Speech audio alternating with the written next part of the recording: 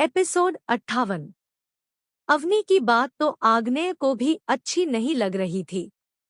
तभी आग्नेय अवनी को हक करते हुए उससे कहता है, कीटन, मुझे बाकी सब के बारे में नहीं पता और ना ही मुझे उनसे कोई लेना देना है। तुम मेरे लिए एक परफेक्ट वाइफ हो और तुम इस मियाँ की बातों पर इतना ध्यान क्यों दे रही हो? शादी से पहले तुम जो भी थी, मुझे उससे कोई फर्क नहीं पड़ता, पर अभी तुम मिसेज अवनी आग्नेय सिंह राजपूत हो और मेरी वाइफ कोई ऑर्डिनरी गर्ल नहीं है। You are very brave. तुम इस मियाँ जैसी लड़की की वजह से नहीं रो सकती, क्योंकि मैं किसी और की वजह से तुम्हारे आंखों में आंसू नहीं देखूंगा। तभी आग्नेय अवनी से अपनी धीमी आवाज में कहता है, अगर तुम्हारे आंखों में कोई आंसू आएंगे तो वो तब जब मैं तुम्हें बेइंतहा प्यार करूंगा। सिर्फ उसी वजह से तुम्हारी आंखों से आंसू बह सकते हैं, कीटन। आग्नेय की ये बात सुनकर अवनी उसकी तरफ देखती है और फिर अपना छोटा सा पाउट बना लेती है। आग्नेय किसी की परवाह किए बिना ही अवनी के उस छोटे से पाउट पर किस कर लेता है, जिससे अवनी की आंखें बाहर आ जाती है और वो आग्नेय को घूरने लगती है। आग्नेय की इस हरकत को देखकर वो तीनों भाई भी आग्नेय को अपनी नौटी वाली स्माइल देते हैं, तो वहीं श्रुति भी अवनी को चिढ़ाती है। वहीं मिया वहां खड़ी रहकर आग्नेय और अवनी को घूर रही थी। तभी वो अवनी को अपनी गुस्से और नफरत भरी आंखों से घूरते हुए खुद से ही कहती है, नहीं, आग्नेय सिर्फ और सिर्फ मेरा है और मैं उसे ऐसे ही अपने हाथ से नहीं जाने दे सकती। ऐसे कैसे वो इस 2 कौड़ी की लड़की से शादी कर सकता है? मैं इस अवनी की जान ले लूंगी और तभी जाकर आग्नेय मेरा होगा। हाँ, मैं इसकी जान ले लूंगी। मिया सच में आग्नेय को पाने की चाह में पूरी पागल हो चुकी थी। बचपन से उसकी बुआ प्रीति ने उसके दिमाग में ये बात डाली थी कि वो आग्नेय की शादी मिया से ही कर देगी। मिया का भी आग्नेय पर कुछ ज्यादा ही क्रश था, और होता भी क्यों नहीं। आग्नेय इतना हैंडसम था, शार्प था और ऊपर से राजपूत खानदान का बड़ा बेटा भी। प्रीति चाहती थी कि आग्नेय को वो पूरी तरह से अपने बस में कर ले और मिया से उसकी शादी करवाकर वो आग्नेय के नाम पर जितनी भी प्रॉपर्टी है उस पर अपना कब्जा करना चाहती थी।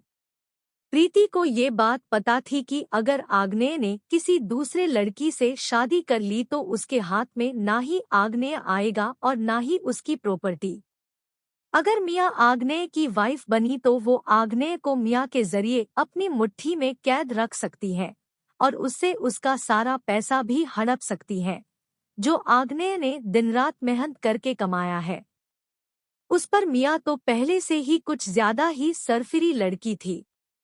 ऐसे में अगर उसे कुछ चाहिए तो बस उसे वो चीज किसी भी हाल में चाहिए ही होती थी, वरना वो उसे छीन लेती थी।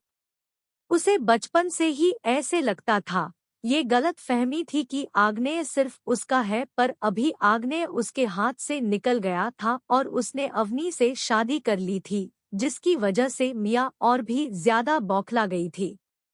मिया को अभी कुछ भी करके आग्नेय चाहिए था और उसे पता था कि अवनी के रहते वो आग्नेय को नहीं हासिल कर सकती, तो अभी उसे अवनी की जान लेनी थी। उसे अपने रास्ते से हटाना था ताकि मिया का आग्नेय को पाने का रास्ता क्लियर हो जाए।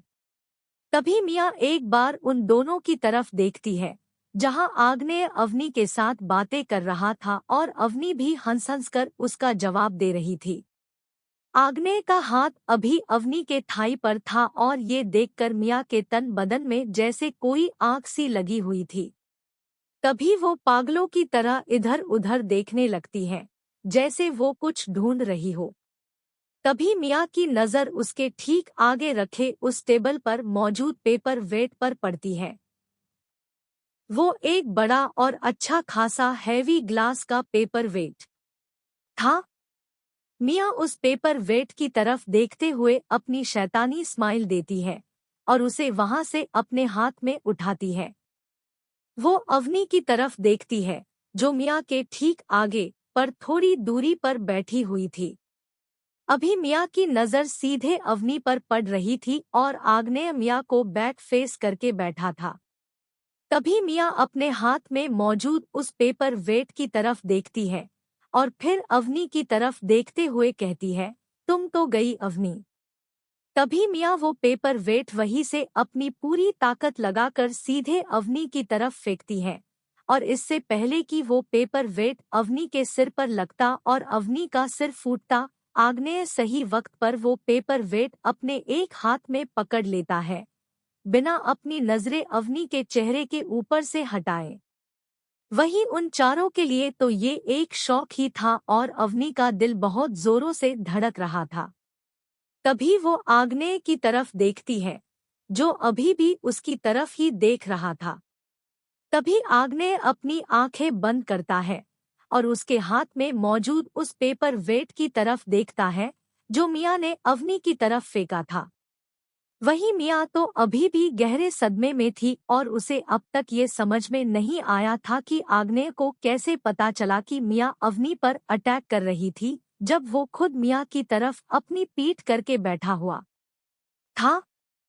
मियाँ ये सब कुछ सोच ही रही थी कि तभी उसके सिर पर कोई बहुत भारी चीज लगती है और वो भी बहुत तेजी से, जिसकी वजह से मियाँ के सिर से खून निकलने लगता है। असल में जो पेपर वेट मियाँ ने अवनी की तरफ फेंका था, उसी पेपर वेट को आग्नेय ने मियाँ के सिर पर मारा था और वो भी बहुत ज्यादा जोर से, और उसी वजह से मियाँ का सिर फट गया था। तभी आग्नेय एक नजर अवनी की तरफ देखता है और फिर उसके माथे पर एक किस करते हुए वहां से उठता है। आग्नेय पलटकर अपनी लाल आंखों से मियाँ की तरफ देखता है, जो अभी उसके सिर से बह रहे खून को अपने हाथ से रोकने की कोशिश कर रही थी। तभी आग्नेय किसी गुस्से में बौखलाए हुए शेर की तरह मियाँ की तरफ धीरे धीरे बढ़ने लगता है।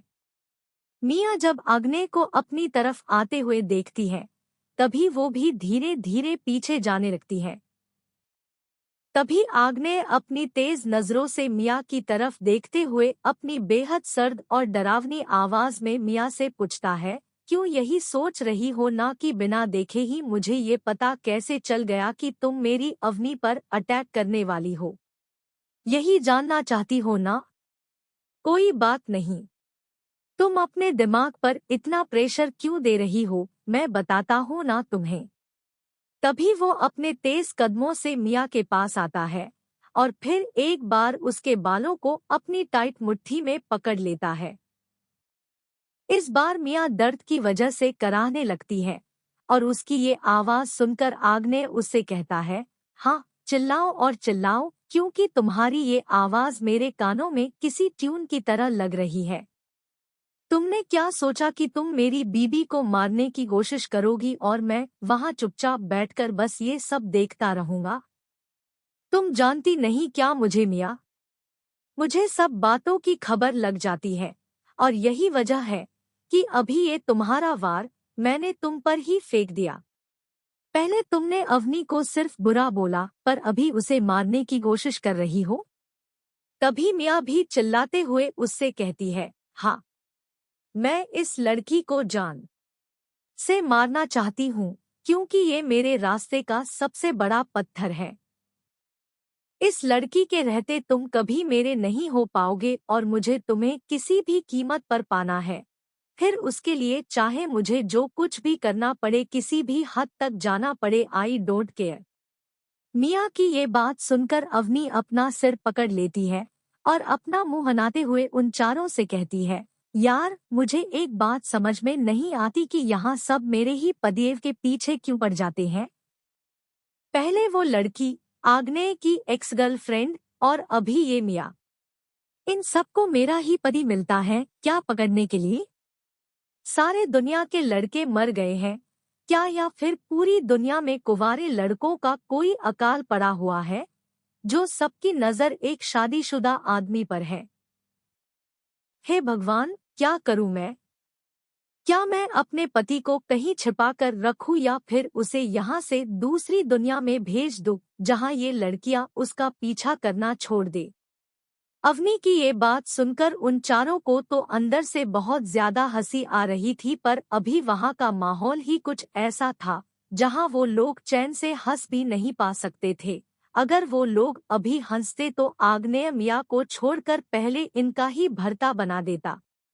तभी श्रुति अवनी का हाथ पकड़ते हुए उससे कहती है, अनी, दुनिया की सारी लड़कियां ही जीजू के पीछे क्यों ना पड़ जाए, पर उन्हें इससे रत्ती भर का भी फर्क नहीं पड़ेगा, क्योंकि वो तो सिर्फ और सिर्फ तेरे हैं।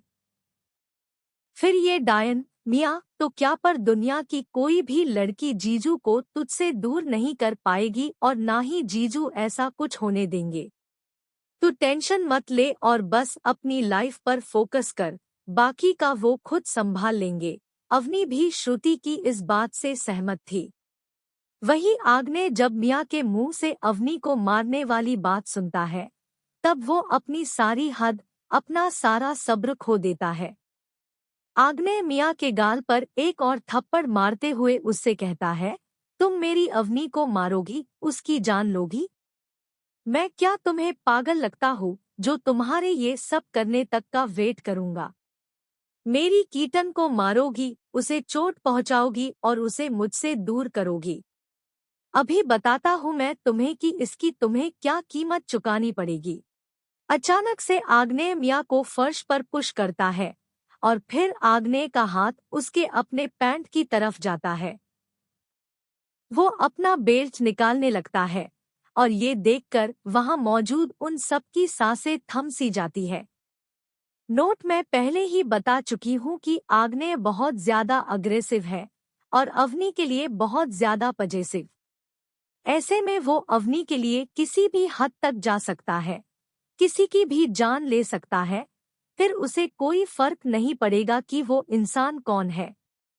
वैसे ये तो बस शुरुआत है आग्नेय के, उसके अवनी के लिए जुनून की। आगे और बहुत कुछ आएगा जो अवनी को भी चौंका देने वाला होगा।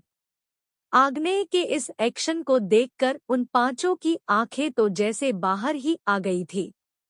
तभी श्रुति अपनी डरी हुई आवाज में उन तीनों भाइयों से पूछती है, ये क्या कर रहे हैं इस मिया के साथ?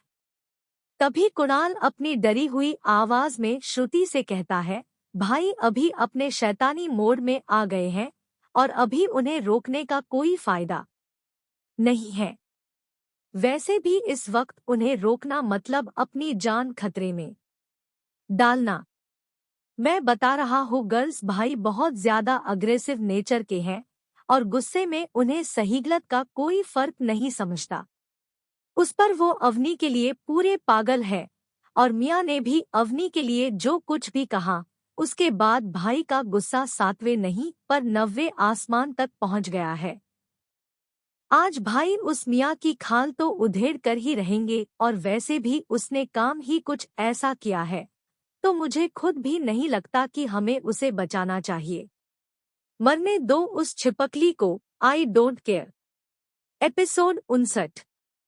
वैसे आग्नेय का दिमाग बहुत ज्यादा खराब था और वो मियाँ को ऐसे ही छोड़ना नहीं चाहता था, पर वो अवनी के आगे ऐसी कोई भी हरकत नहीं करना चाहता था जिसकी वजह से अवनी के दिमाग में आग्नेय के खिलाफ कोई भी गलत बात बैठे। आग्नेय को अभी डर लगता था क्योंकि वो अवनी को फिर से खोना नहीं चाहता था। तभी वो मियाँ की तरफ देखता है और उसे वही छोड़कर अवनी की तरफ आता है, जो वहां अपना क्यूट सा फेस बनाकर बैठी हुई थी। तभी वो अवनी की तरफ आते हुए उससे पूछता है, क्या हुआ है कीटन, और तुम्हारा ये क्यूट सा फेस ऐसे फुला हुआ क्यों है?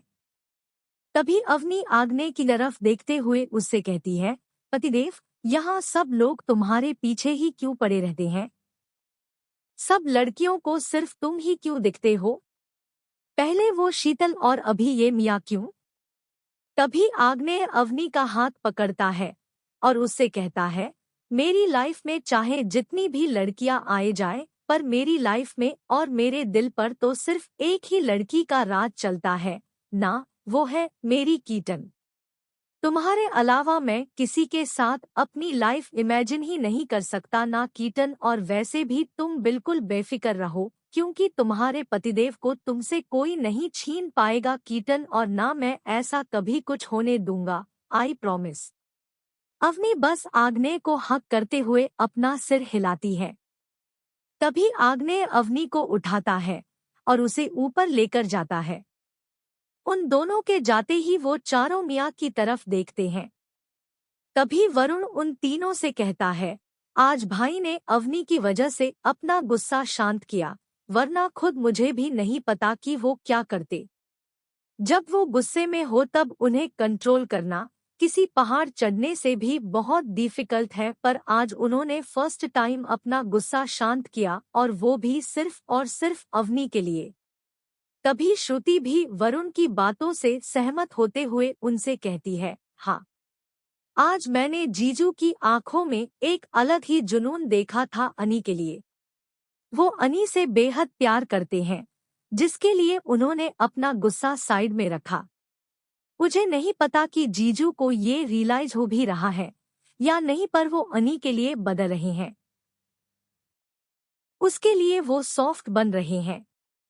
तभी कुणाल उनसे कहता है, हाँ, हम तो भाई को बचपन से देखते आ रहे हैं और हमें ये भी पता है कि वो अपनी चीजों के लिए कितने ज्यादा पजेसिव हैं।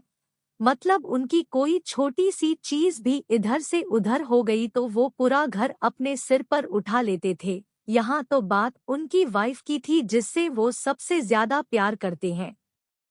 अवनी पहले ही इतने बड़े खतरे में से बाहर निकली है, और ऐसे में भाई के दिल में उसे लेकर एक डर सा बैठ गया है। इसी डर के चलते भाई वो सब कुछ करने लगेंगे जो उन्होंने आज से पहले कभी नहीं किया था। अरे किया था क्या, उसे करने के बारे में कभी सोचा भी नहीं होगा। वो सब कुणाल की बातों से सहमत थे। तभी वो लोग एक नज़र मियाँ की तरफ देखते हैं, जो अभी भी वहीं बैठी हुई थी। तब रोहन उनसे कहता है, इसे इसकी गलतियों की सजा मिल रही है, और वैसे भी हमें कुछ भी ऐसा नहीं करना चाहिए जिसकी वजह से भाई हम पर गुस्सा करे, तो हम इसे ऐसे ही रहने देते हैं और हम लोग यहाँ से चलते हैं। तभी रोहन श्रुति की तरफ देखते हुए उससे कहता है, श्रुति तुम हमारे साथ चलो, हम तुम्हें पूरा राजपूत विला घुमाते हैं। तभी श्रुति रोहन और साथ ही साथ उन दोनों से भी कहती है, हाँ, मुझे इसकी बहुत जरूरत पड़ेगी, क्योंकि मुझे ऐसा लगता है जैसे मैं किसी दिन इतने बड़े घर में गुम हो जाऊंगी। ये तो मेरे लिए किसी भूल भुलैया जैसा है, तो मुझे यहाँ सभी रास्ते पता होने बहुत जरूरी है। तभी वो तीनों भाई श्रुति को उनके साथ पूरा घर दिखाने लेकर जाते हैं। वहीं दूसरी तरफ आग्नेय और अवनी के रूम में अभी आग्नेय बस फ्रेश होकर आया था और मिरर के आगे खड़े होकर अपने बालों को सेट कर रहा था। उसे देखकर अवनी उसके पीछे से उससे पूछती है, लगता है तुम्हें तुम्हारे बालों से बहुत ही ज्यादा प्यार है पतिदेव, मतलब जब देखो तब तुम अपने बालों को ही सेट करने में लगे हुए होते हो। तभी आग्नेय मिरर में से ही अवनी को देखते हुए उससे कहता है, हाँ कीटन, मैं अपने बालों से हद से ज्यादा प्यार करता हूँ और मुझे ये बिल्कुल भी पसंद नहीं है जब कोई भी मेरे बालों को हाथ भी लगाए या इन्हें छुए। मुझे बहुत गुस्सा आ जाता है यार, जिसे मैं कंट्रोल नहीं कर पाता। तभी अवनी आग्नेय की तरफ देखते हुए अपनी थोड़ी सी सीरियस आवाज में उससे पूछती है, अच्छा अगर मैं तुम्हारे बालों को टच करूं या फिर उन्हें पकड़ूं तब भी तुम मुझसे गुस्सा होंगे और मुझे पनिश करोगे? अवनी की ये बात सुनकर आग्नेय अपने बालों को सेट करना छोड़ देता है और फिर पीछे मुड़कर अवनी की तरफ देखता है, जो अभी उसकी ही तरफ देख रही थी। अवनी को देखते ही वो अवनी की तरफ आता है और फिर अवनी के आगे आकर वहां उसके सामने अपने घुटनों के बल बैठता है। आग्नेय को ऐसे देखकर अवनी बहुत कंफ्यूज सी हो जाती है। तभी आग्नेय अवनी के हाथ को पकड़ते हुए उससे कहता है, नहीं कीटन, मैं तुम्हें कोई भी सजा कैसे दे सकता हूँ और तुम्हारा पूरा और सबसे ज्यादा राइट है मेरे बालों पर। यहाँ तक कि मेरी जितनी भी फेवरेट चीजें हैं ना उन सभी पर मुझसे कहीं ज्यादा तुम्हारा हक है कीटन। तुम वाइफ हो मेरी, मेरी बेटर हाफ, और मेरे किसी भी चीजों को छूने के लिए तुम्हें मेरी या फिर किसी और के भी परमिशन की जरूरत नहीं पड़ेगी। हाँ, तो अभी रही मेरे बालों की बात तो मैडम, जब ये आग्नेय सिंह राजपूत खुद पूरा का पूरा आपका ही है, तो ये बाल क्या चीज है? तुम मेरे बालों को छू सकती हो और इनके साथ जो मर्जी वो कर सकती हो, मुझे कोई भी प्रॉब्लम नहीं है। आग्नेय की ये बात सुनकर अवनी उसकी तरफ देखती है और फिर अपनी स्वीट सी आवाज में उससे पूछती है, तुम सच में मुझे नहीं डांटोगे ना पतिदेव, अगर मैं तुम्हारे इन प्यारे प्यारे बालों के साथ कुछ करूँ तो? देखो, अभी खुद तुमने ही अपने मुंह से बोला है कि मैं कुछ भी कर सकती हूँ। तभी आग्नेय अवनी की तरफ देखता है और फिर अपनी आईब्रो को ऊपर की तरफ उठाते हुए उससे पूछता है, वैसे आप मेरे बालों के साथ करना क्या चाहती है मिसेज राजपूत? प्लीज मुझे ये बताने की कृपा करेंगी? तभी अवनी अपना सिर ना में हिलाते हुए उससे कहती है, नहीं पतिदेव, मैं तुम्हें ये नहीं बता सकती, उसके लिए तुम थोड़ा वेट करो और फिर खुद ही देख लेना। बट अभी के लिए मुझे उठाओ और ड्रेसिंग टेबल के पास लेकर चलो ना प्लीज। अवनी का इतना प्यारा सा फेस देखकर आग्नेय उसे अपने किस मुंह से मना करता। तभी वो अवनी को वहां से उठाता है और उसे ड्रेसिंग टेबल की तरफ लाता है। तभी अवनी वहां से कुछ चीजें ले लेती है और आग्नेय फिर से अवनी को उसकी जगह मतलब बेड के किनारे पर बिठा देता है। तभी अवनी आग्नेय की तरफ देखते हुए उससे कहती है, पतिदेव तुम मेरी हर बात मानोगे ना, तो अभी यहाँ अवनी के आगे चुपचाप करके बैठ जाओ ना प्लीज प्रिटी प्लीज। आग्नेय को ये समझ में नहीं आ रहा था कि अवनी उसके बालों के साथ क्या करना चाहती है, पर वो चुपचाप अपनी कीटन की बात मानते हुए वही अवनी के आगे आकर बैठ जाता है। तभी अवनी उसके पास जो हेयर ब्रश था, जो अवनी ने ड्रेसिंग टेबल से उठाया था, उससे आग्नेय के बालों को ठीक से कॉम्ब करने लगती है। तभी अवनी आग्नेय से पूछती है, पतिदेव तुम अपने बालों में ऐसा क्या लगाते हो जिससे तुम्हारे बाल इतने घने हुए हैं? मुझे भी बताओ ना, ताकि मैं भी अपने बालों को तुम्हारे बालों जैसे घने कर पाऊं। तभी आग्नेय अवनी को बता रहा है, मैं सिर्फ जेल और हेयर स्प्रे यूज करता हूँ कीटन, और रही तुम्हारे बालों को घना बनाने की बात तो उसकी चिंता तुम मत करो, उसके लिए मैं हूँ ना। मैं सोने से पहले तुम्हारे सिर की अच्छे से चंपी कर दूंगा, जिससे तुम्हारा सारा स्ट्रेस भी छुमंतर हो जाएगा और तुम्हें नींद भी बहुत अच्छी आएगी। चंपी वाली बात सुनकर अवनी आग्नेय से पूछती है, तुम्हें चंपी करनी आती है क्या पतिदेव? तुमने पहले कभी किसी की है क्या? तभी आग्नेय अपना सिर ना में हिलाते हुए उससे कहता है, नहीं, मैंने पहले कभी की तो नहीं है और ना ही मुझे आती है, पर मैं सीख जाऊंगा ना कीटन, तुम्हारे लिए। आग्नेय की बात सुनकर अवनी के फेस पर एक बड़ी सी स्माइल आती है और वो पीछे से आग्नेय को हक करते हुए उससे कहती है, तुम सच में एक बेस्ट हस्बैंड हो पतिदेव, थैंक यू। अभी तुम सीधे बैठो और मुझे तुम्हारे बाल बनाने दो। तभी आग्नेय के बाबा कहते हुए सीधे बैठ जाता है।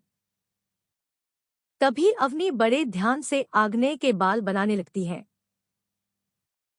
उसका पूरा ध्यान अपने काम में होता है और अवनी आग्नेय के बालों को जरा भी खिंचती नहीं है, बहुत प्यार से उसके बालों को बनाती है। तभी आग्नेय को कुछ महसूस होता है और वो अवनी से पूछता है, कीटन तुम मेरे बालों की ये कौन सी हेयर स्टाइल बना रही हो यार? तुम मेरे बालों में दो पोनीटेल्स बना रही हो क्या? आग्नेय का ये सवाल सुनकर अवनी अपने दांतों से अपनी जुबान को हल्का सा बाइट करती है, क्योंकि वो सच में आग्नेय के बालों की दो चोटियां ही बना रही थी। तभी अवनी अपना क्यूट सा बेबी फेस बनाते हुए आग्नेय से कहती है, प्लीज पतिदेव इसे निकालना मत, मैं बहुत मेहनत से बना रही हूँ ना, तो मुझे पहले इसे पूरा करने दो, फिर जब मैं ये देख लूंगी कि तुम इसमें कैसे लगते हो तब तुम निकाल लेना, पर अभी रुक जाओ ना। तभी आग्नेय अपने आंखों को रोल करते हुए उससे कहता है, ओके बनाओ। तुम हो इसीलिए मैं छोड़ रहा हूँ कीटन, पर अगर ये हरकत मेरे भाई या फिर कोई दूसरा करना तो उसे मैं 1 सेकंड के लिए भी यहाँ धरती पर नहीं रहने देता। आग्नेय की बात सुनकर अवनी की आंखें बड़ी बड़ी हो गई थी और आग्नेय शायद यही अंदाजा भी लगा रहा था। तभी वो अपनी नॉर्मल आवाज में अवनी से कहता है, मैं तुम्हें कुछ नहीं करूँगा कीटन, तुम अपना काम पूरा करो क्योंकि डिनर का टाइम हो रहा है और मैं ऐसे नीचे नहीं जाऊंगा। तभी अवनी अपना बचा हुआ काम मतलब आग्नेय की दूसरी चोटी बनाने लगती है। जब अवनी आग्नेय की दोनों चोटियां बना लेती है, तब वो आग्नेय का फेस अपनी तरफ करती है और अगले ही पल उसे फेस पर एक बड़ी सी स्माइल आ जाती है। अवनी आग्नेय की तरफ देखते हुए उससे कहती है, ओ माय गॉड पतिदेव, तुम कितने क्यूटी पाई लग रहे हो। तुम खुद जाकर देखो और मुझे तुम्हारी एक पिक्चर लेने दो। तभी आग्नेय अवनी के हाथ से उसका फोन लेते हुए उससे कहता है, पिक्चर नहीं बेबी, क्योंकि मुझे पता है कि तुम ये पिक्चर मुझे ब्लैकमेल करने के लिए यूज करोगी ताकि मैं तुम्हारी बात मान लूं। वैसे भी तुम्हें मुझसे अपनी कोई भी बात मनवाने के लिए किसी भी पिक्चर की जरूरत नहीं है, मैं ऐसे ही तुम्हारी बात मान जाऊंगा। आग्नेय की बात सुनकर अवनी बस अपना मुंह फुलाती है, पर कुछ बोलती नहीं है। तभी आग्नेय अपने आप को मिरर में देखता है और फिर बहुत ही ज्यादा ध्यान से अपनी एक सेल्फी लेता है, पर इस बात की भनक भी वो अवनी को नहीं लगने देता कि उसने अपनी एक सेल्फी ली थी। सेल्फी लेने के बाद आग्नेय अपने बालों की चोटियां खोलता है और उसे अपनी पुरानी हेयर स्टाइल में सेट करता है, जिससे वो क्यूट तो नहीं पर बहुत ज्यादा चार्मिंग और हैंडसम जरूर लगता है। एपिसोड 60। उस मियाँ वाले मामले को पूरा 1 महीना बीत चुका था और अभी अवनी के पैर पूरी तरह से ठीक हो चुके थे। आग्नेय बहुत ज्यादा ध्यान रखता था अवनी का और बाकी वो सब, विक्रम, तीनों भाई और श्रुति भी अवनी की देखभाल में लगे रहते थे और वो सब बच्चे आग्नेय को छोड़कर शैतानी भी तो करते थे। अवनी की शैतानियां बहुत बढ़ चुकी थी, जिसकी वजह थी विक्रम का लाड़ प्यार, उन तीनों भाइयों का सपोर्ट और श्रुति तो अवनी की बेस्ट फ्रेंड ही थी, तो जैसा अवनी उससे कहती वैसा वो करती थी। उन सब की वजह से आग्नेय को बहुत तकलीफ होती थी अवनी और उसकी शैतानियों को झेलते झेलते, पर वो खुद भी अवनी से कोई शिकायत नहीं करता था या फिर उसे डांटता भी नहीं था। अब रही बात उस मियाँ की, तो उस दिन के बाद उसने कुछ भी ऐसी वैसी हरकत नहीं की थी जिससे आग्नेय को और भी ज्यादा गुस्सा आए और वो मियाँ को सजा दे। कुछ दिनों बाद ही मियाँ भी वापस अपने घर चली गई थी, क्योंकि राजपूत विला में तो कोई भी उसे पसंद नहीं करता था। अब तक अवनी की प्यारी सासू माँ का कोई अता पता ही नहीं था, शायद वो अपनी फ्रेंड्स के साथ लंबी छुट्टियों पर गई थी। अब रही कार्तिक की बात, तो वो भी वहां अपने काम में लगा हुआ था, क्योंकि वो अपने पेशेंट्स को ऐसे ही छोड़कर वहां से यहाँ इंडिया में नहीं आ सकता था। यहाँ सवाल लोगों की लाइफ का था, कोई पैसे या पावर का नहीं, जिसे कार्तिक कभी भी छोड़ सकता था या फिर कभी भी पकड़ सकता था। इंडिया आने से पहले कार्तिक को उसके पूरे अपॉइंटमेंट्स और केसेस क्लियर करने थे, ताकि उसके इस डिसीजन की वजह से किसी मासूम की जान खतरे में ना पड़ जाए। इन सबके साथ वो अवनी को पल पल याद करता था, उसके लिए रोता था, पर अवनी उसके पास तो थी नहीं जिसे वो हक करे या उससे बातें करे, क्योंकि अवनी उसका फोन तक रिसीव नहीं करती थी और आग्नेय भी अवनी के लिए कार्तिक से थोड़ी दूरी बनाए हुए था। आग्नेय नहीं चाहता था कि गुस्से में आकर जो हरकत अवनी ने वहां की थी, अवनी उसे फिर से रिपीट करे। आग्नेय अवनी को लेकर अभी बहुत प्रोटेक्टिव हो गया था और किसी भी कीमत पर वो अपनी कीटन को खोना नहीं चाहता था, फिर उसके लिए आग्नेय को कुछ भी क्यों ना करना पड़े, इससे उसे कोई फर्क नहीं पड़ता था। अवनी भी वो सब कुछ भूल गई थी और यहाँ अपनी लाइफ में खुश थी, क्योंकि उसे यहाँ सब कुछ मिल रहा था जिसके लिए वो बचपन से तरसती आई थी। अवनी को यहाँ विक्रम का प्यार मिल रहा था, जो उसके लिए एक डैड का फर्ज निभा रहे थे। एक प्यारे और लविंग डैड के साथ अवनी के पास अभी 3 भाई भी थे, जो अवनी से बहुत प्यार करते थे और उसे स्पेशल फील कराने का कोई भी मौका नहीं छोड़ते थे। श्रुति तो थी ही अवनी की माँ, जो हर बात पर उसे सही गलत का ज्ञान देती थी, बिल्कुल पहले की तरह। ऐसे में श्रुति अवनी के फ्रेंड की कमी तो पूरी करती ही थी, पर अनजाने में एक माँ की कमी भी पूरी कर देती थी। उन सब के बाद अवनी के पास एक ऐसा इंसान था जो उसके लिए कुछ भी कर गुजरने को तैयार रहता था, जिसे वो पतिदेव कहती थी। अवनी के लिए आग्नेय ने अपने आप को पूरी तरह से बदल दिया था। वो अभी अपनी कीटन के लिए अपनी जान तक दे सकता था, या फिर किसी की ले भी सकता था। अवनी के कहे मुताबिक आग्नेय ने अपने आप को सच में एक बेस्ट और परफेक्ट हस्बैंड साबित कर दिया था। अवनी की लाइफ में सब कुछ परफेक्ट चल रहा था और इसी वजह से वो बहुत ज्यादा खुश रहने लगी थी, और रहती भी क्यों नहीं। चारों तरफ से सब लोग उस पर अपना प्यार जो बरसा रहे थे। 2 दिन बाद से अवनी भी उसकी कॉलेज ज्वाइन करने वाली थी और इसी वजह से वो खुद भी काफी खुश और एक्साइटेड थी। अब आगे। आज उन चारों भाई और श्रुति के बीच में कोई खिचड़ी पक रही थी, जिसकी खबर अवनी को अब तक नहीं लगी थी। वो लोग सुबह से ही कुछ खुसुर फुसुर कर रहे थे। आग्नेय शायद उन्हें कुछ बता रहा था। वो चारों आग्नेय के कहे मुताबिक अपने अपने कामों में लगे हुए थे।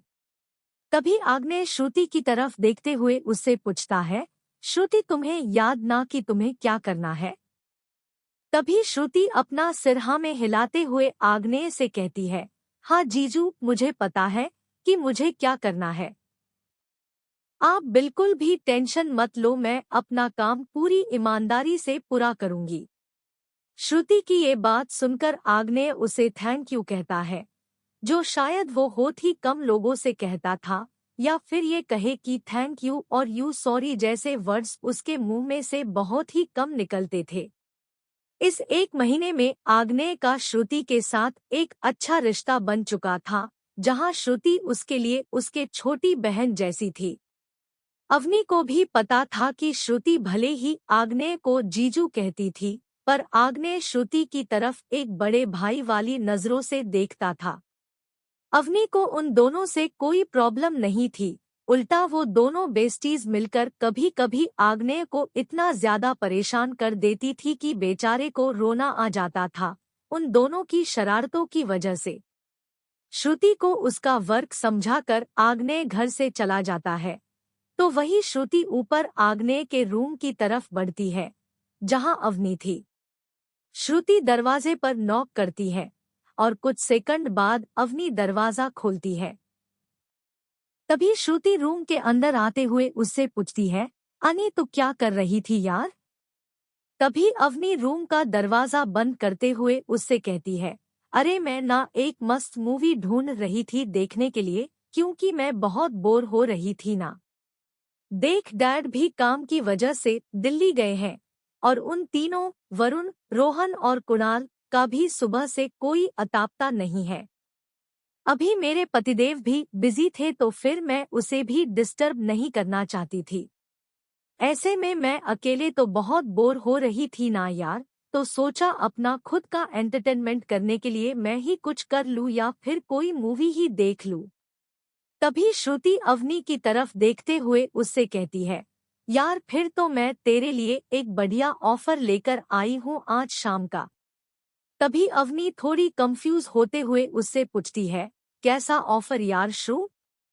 तभी श्रुति अवनी को बताती है, एक्चुअली ना यहाँ पर एक पार्टी है, मतलब जिनके घर में पार्टी है वो पापा के दोस्त निकले, और जब उन्हें ये बात पता चली कि मैं यही मुंबई में हूँ तो उन्होंने मुझे स्पेशल इनविटेशन दिया है पार्टी में आने का। अब तो जानती है कि मैं ऐसी पार्टी में अकेले तो नहीं जाऊंगी, तो बस मैं तुझे यही बताने के लिए आई थी कि शाम को रेडी रहना, हम दोनों वहां जाएंगे। श्रुति की बात सुनकर अवनी उससे कहती है, पागल है क्या तू, और तुझे लगता है कि मेरे प्यारे पतिदेव मुझे उस पार्टी में जाने देंगे, वो भी शाम की? नो वे यार। वैसे तेरी बात सुनकर तो मेरा भी मन कर रहा है, पर तेरे नहीं मानेंगे ना। तभी श्रुति अपनी नॉटी स्माइल के साथ अवनी से कहती है, अरे इसमें बड़ी बात क्या है यार, तू तो चुटकियों में उन्हें मना सकती है, और वैसे भी कोई भी बात को मना थोड़ी ना करते हैं, ये भी मान जाएंगे और तुझे परमिशन भी दे देंगे, तो उन्हें एक बार पूछ तो सही। देख मैं तुझे साफ साफ बता रही हूँ अनी कि अगर तू मेरे साथ चलने के लिए तैयार हुई तब मैं वहां जाऊंगी, वरना मुझे भी नहीं जाना किसी पार्टी वार्टी में। मेरा तो कितना मन था वहां जाने का, और मैंने सोचा था कि हम दोनों वहां जाकर बहुत सारी मस्ती करेंगे, पर जाने दे, अगर तुझे नहीं आना तो मैं क्या कर सकती हूँ।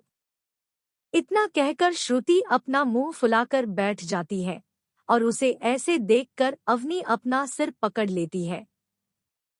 वहीं श्रुति अपनी चोर नजर से अवनी की तरफ ही देख रही होती है। तभी अवनी अपनी क्यूट सी रोनी शक्ल बनाते हुए कहती है, हे भगवान, आपने सारे के सारे नमूने मेरे पास ही भेज दिए, और ये लड़की तो सबसे बड़ा नमूना है। अवनी की बातें सुनकर श्रुति को अपना पेट पकड़कर हंसने का बहुत मन कर रहा था, पर अगर वो हल्का सा भी हंसती तो उसकी ओवर स्मार्ट फ्रेंड को उस पर डाउट हो जाता और बेचारे श्रुति की पूरी मेहनत पानी में मिल जाती। तभी अवनी श्रुति की तरफ देखती है और फिर अपनी आईज रोल करते हुए उससे कहती है, चल तेरा इतना मन है तो मैं पूछ लेती हूँ मेरे उस शैतान पतिदेव से, क्योंकि तू मेरे आगे या फिर मेरी वजह से ऐसे मुंह लटका कर बैठी रहेगी तो मुझे भला कैसे अच्छा लगेगा। अवनी की बात सुनकर श्रुति सुपर हैप्पी होती है और फिर उसे एक टाइट हग करते हुए उससे कहती है, थैंक यू अनी, तू ना मेरी बेस्ट से भी बेस्ट वाली फ्रेंड है यार। तभी अवनी अपना मुंह बनाते हुए अपनी थोड़ी सी चिढ़ी हुई आवाज में उससे कहती है, अरे यार अभी मुझे मारेगी क्या? अगर तूने ऐसा कुछ किया तो तेरे जीजू तुझे सूली पर लटका देंगे गधी, इसीलिए मैं तुझे बचा रही हूँ। छोड़ मुझे, वरना तो मुझे दबाकर मेरे हड्डियों का चूरमा बना देगी। अवनी की बात सुनकर श्रुति झट से उसे छोड़ती है और उसे अपनी बत्तीसी दिखाती है। तभी श्रुति अवनी से कहती है, अनी देख अभी तू फ्री है तो अभी जीजू को पूछ लेना, वैसे वो गए कहाँ है, कहीं दिखाई भी नहीं दे रहे।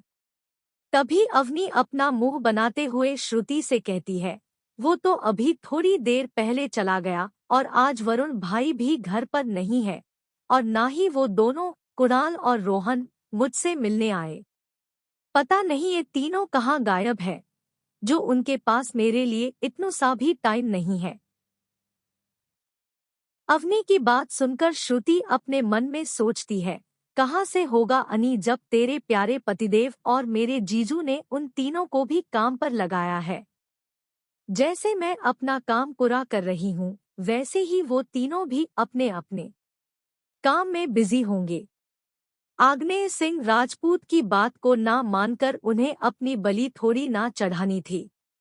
तभी श्रुति अवनी की तरफ देखते हुए उससे कहती है, अरे उन्हें कोई काम आ गया होगा यार, और वैसे भी तू तो जानती है ना कि वो तीनों तुझसे मिले बगैर नहीं रह सकते, तो जब उनका काम पूरा हो जाएगा तब वो तीनों आ जाएंगे ना, तू क्यों फालतू में अपना खून जला रही यार। अच्छा अब ये सब छोड़ और जीजू को कॉल करके पूछ, बिना उनके परमिशन के तू नहीं जाएगी और तेरे बिना मैं नहीं जाऊंगी, मतलब हम दोनों का फैसला अभी मेरे जीजू करेंगे। तभी अवनी अपना फोन लेते हुए उससे कहती है, लगा रही हूँ मेरी माँ, जब देखो तब जीजू जीजू करती रहती है, जीजू की चमची। अवनी की ये बात सुनकर श्रुति का मुंह खुला का खुला ही रहता है। तभी वो अपनी आईब्रो को ऊपर की तरफ उठाते हुए अवनी से कहती है, तू मुझे ऐसे ताने क्यों मार रही है, सीधे सीधे बोलना कि तू जेलेस है। हम दोनों जीजा साली की इतनी अच्छी बॉन्डिंग देखकर। तभी अवनी अपनी तरफ उंगली दिखाते हुए श्रुति से पूछती है, मैं और श्रुति की तरफ उंगली दिखाते हुए तुझसे जेलिस? कभी भी नहीं। मैं क्या, पर मेरी स्लीपर भी तुझसे नहीं जलती। हो आई बड़ी तू जेलिस है वाली।